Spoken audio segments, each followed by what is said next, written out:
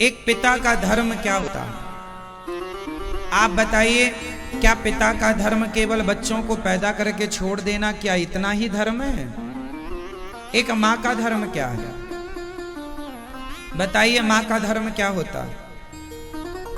जैसे पत्नी का धर्म होता है, ऐसे एक माँ का भी धर्म होता है, ऐसे एक पिता का भी धर्म होता है। बताइए, माता और पिता का धर्म क्या होता है?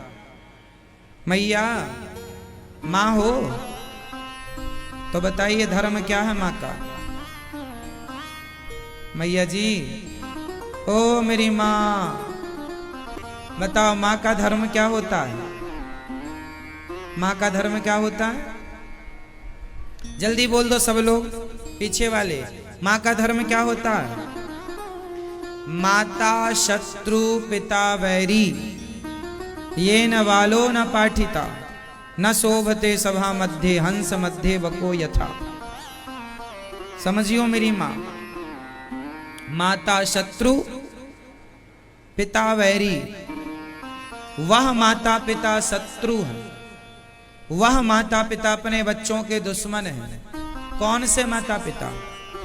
जो अपने बच्चों को ये न बालो न पाठिता, जो अपने बच्चों को संस्कार नहीं देते, पढ़ाते नहीं, वो माँ बाप अपने बच्चों के सबसे बड़े दुश्मन हैं।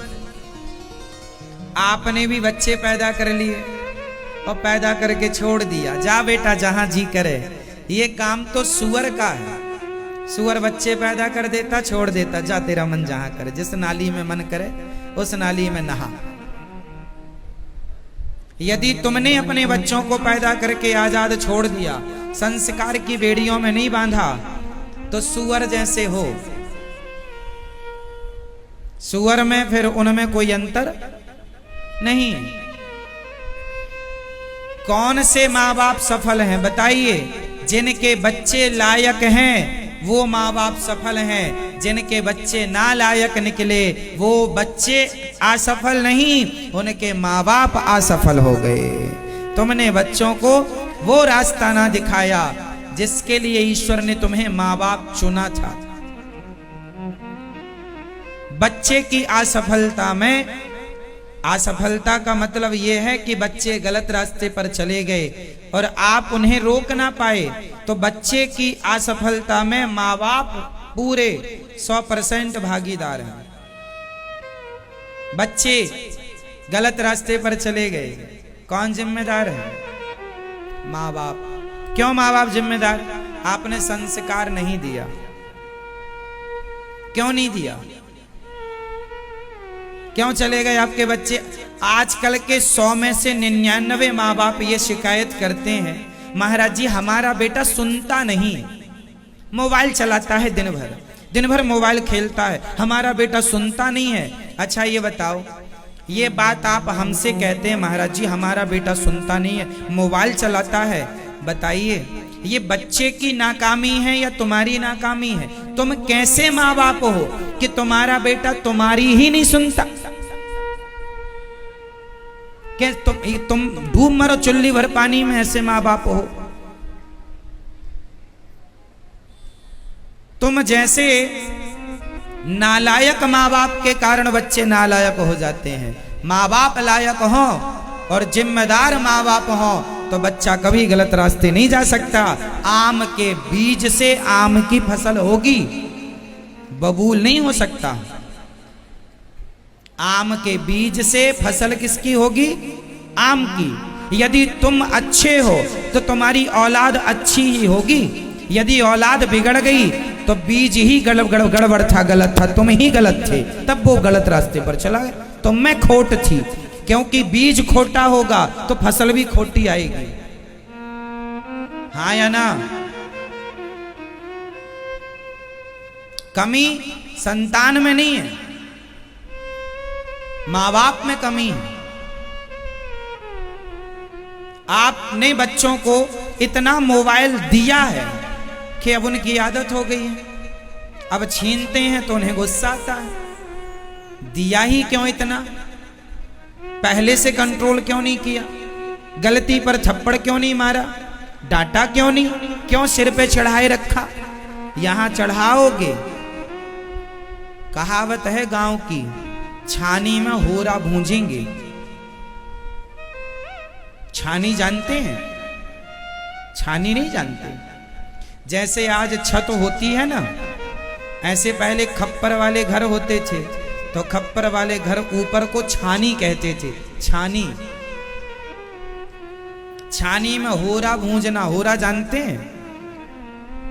चने को भूंजते हैं और भूंज कर उसे खाते हैं, उसे होरा कहते हैं। चने का सीजन आता है, मटर का सीजन आता है, उसे आग में भूंज कर खाते हैं, ऐसी दाना सहित, अर्थात उसकी ऊपर की छिलका सहित भूंजते हैं, फिर उसे खाते हैं, उसे होरा कहते हैं। तो कुल मिलाकर कहावत गांव की है, बच्चे जब बिगड़ जाते हैं तो लोग कहावत छानी में होरा भूंज रहा है, छानी में होरा भूंज रहा है, मतलब घर में आग लगा रहा है। अब छानी में होरा भूंजेगा तो आग तो लग जाएगी। तो पुरानी कहावतें हैं, छानी में होरा भूंजना, ये कहावत। तो आपके बच्चे भी छानी में होरा भूंज रहे हैं, माँ बाप की सुनते नहीं। माँ बाप, आजकल के माँ बाप भी ऐसे ही, दिन भर मम्मी खुद व्हाट्सएप चलाती है तो बच्चे को भी लगता मैं भी चलाऊं। दिन भर मम्मी फेसबुक चलाती है, वो भी चलाएगा। तुम ही कम करो ना, तुम ही कंट्रोल करो।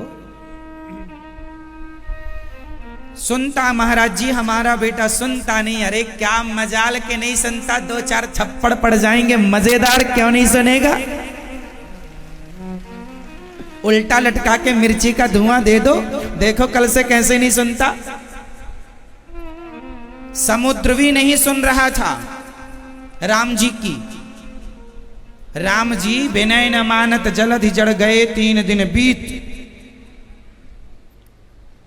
राम जी हाथ जोड़े, समुद्र प्रसन्न हो जा, रास्ता दे दे लंका जाने की। नहीं माना, और राम जी ने निकाल लिया बाण, सुखा देंगे मूर्ख, पूरा सुखा देंगे। कांपता हुआ, हे भगवान क्षमा करो क्षमा करो। प्यार से 3 दिन बैठे रहे, नहीं माना, और एक बार गुस्सा किया हाथ जोड़ के। कुछ लोग बातों से मानते नहीं, लाते ही चाहिए। बातों से समझाओ अपने बच्चों को। पहले के बाप अच्छे होते थे, जूते से मारते थे। ले जी, आपको पड़े जूते? आपकी माँ मारती रही जूते से? भैया मारती थी आप? हाँ देखो, आपकी माँ ने जूते से मारा तो आप कितने लायक बन गए। नहीं माना, मारा होता तो ना जाने कहां जाते। माँ भी ऐसी हो, थोड़ा डांटती रहे। गलत रास्ते पर जाएं तुरंत जूते से धुलाई होनी चाहिए। पहले के माँ बाप बहुत ध्यान रखते थे बच्चों का। पहले ज्यादा थे, फिर भी वो एक भी नहीं बिगड़ता था। आज एक है, वही बिगड़ जाता है। पहले के माँ बाप जागरूक थे, आज के माँ बाप जागरूक नहीं है। हम ये नहीं कहते बच्चों को व्यर्थ में मारो, पर मारने का भी विधान है। कई बार प्यार से मान जाएं बच्चे तो अच्छा है, वरना थोड़ी बहुत तो जमाना ही पड़ता है। डर बना रहेगा कि गलती करेंगे तो। अच्छा, बच्चों को इतना भी ना मारो कि वो गलत करें तो बताएं ना, मार के पुचकार लो, ताकि वो कुछ भी गलत रास्ते पर जाएं, स्कूल में उनके साथ कुछ गलत हो तो वो अपनी माँ को या अपने पिता को बताएं कि हमारे साथ ये गलत हुआ।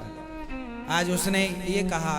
बच्चों को माँ बाप को बच्चों से इतना घुल मिल जाना चाहिए कि हर बात बच्चे आपसे शेयर करें। आज के युग में बच्चों को सही रास्ता दिखाना, सही रास्ते पर चलाना, ये माँ बाप के लिए बहुत बड़ी चुनौती है। संस्कार देना ये बड़ी चुनौती है। अब आप दे सको तो सफल माँ बाप हो, और नहीं दे सको तो असफल हो।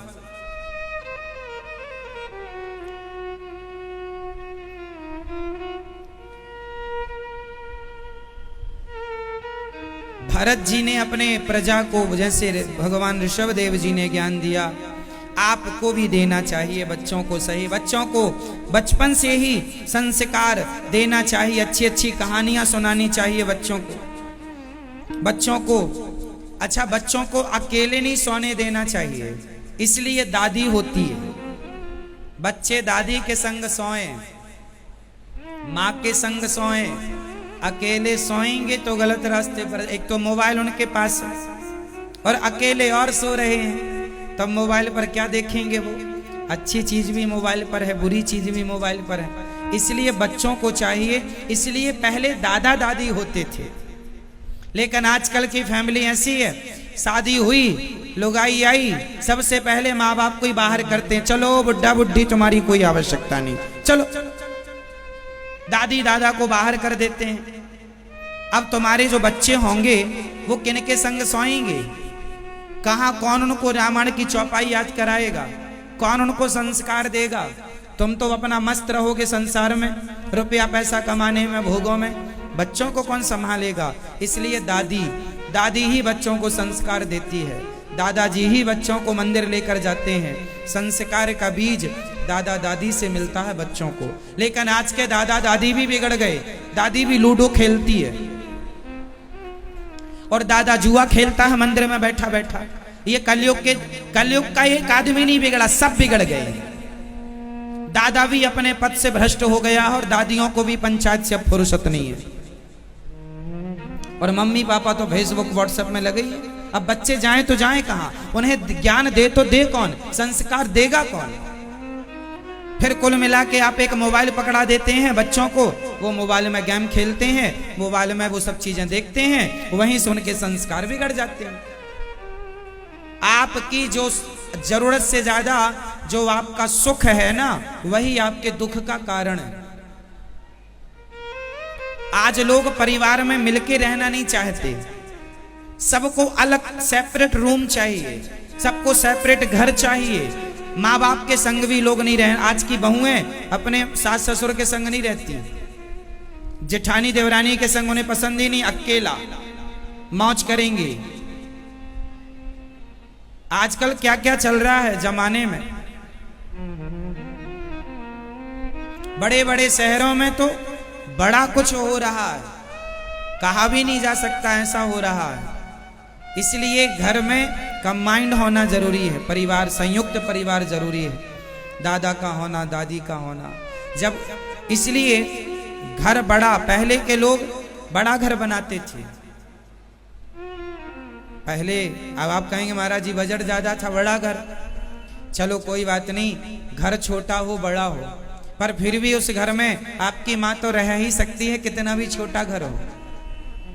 आपके पिताजी तो रह ही सकते हैं, कितना भी छोटा घर हो, बस वो रहे। संस्कार देगा कौन? चिंता कर लो थोड़ी सी इस बात की, सोच लो, विचार कर लो कि बच्चों का भविष्य कैसा होगा बिना दादा बिना दादी के। या फिर आप जागरूक माँ बाप बनो जिनके दादा दादी हैं ही नहीं, तो फिर आप समय निकालो बच्चों के लिए, आप माँ बाप ही जागरूक बनो। या तुम भाई काम तो करना है, संस्कार देना, चाहे तुम दे दो, चाहे माँ बाप दे दें, या फिर कथा में लाके बिठा लो तो हम ही दे दिया करेंगे। कुछ तो करना ही पड़ेगा संस्कारों के लिए।